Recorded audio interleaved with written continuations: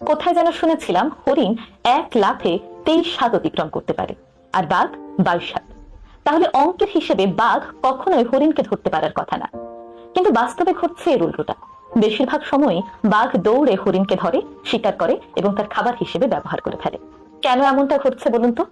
কারণ হরিণ লাফিয়ে দৌড়াতে দৌড়াতে বারবার পেছন দিকে তাকায়, এটি দেখার জন্য যে বাঘ তার থেকে কত দূরে আছে।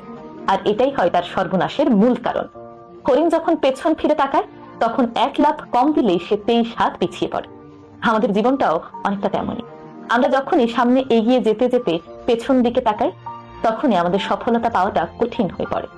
তাই আপনার পেছনে কে কি বললো, কে সমালোচনা করলো, এই জিনিসগুলো ভ্রুক্ষেপ করবেন না।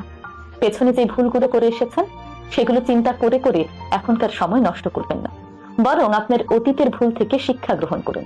পেছনে না তাকিয়ে সেই শিক্ষা নিয়ে সামনে এগিয়ে চলুন, তাহলেই জীবনের সফলতা আপনার জন্য অপেক্ষা করছে। ধন্যবাদ।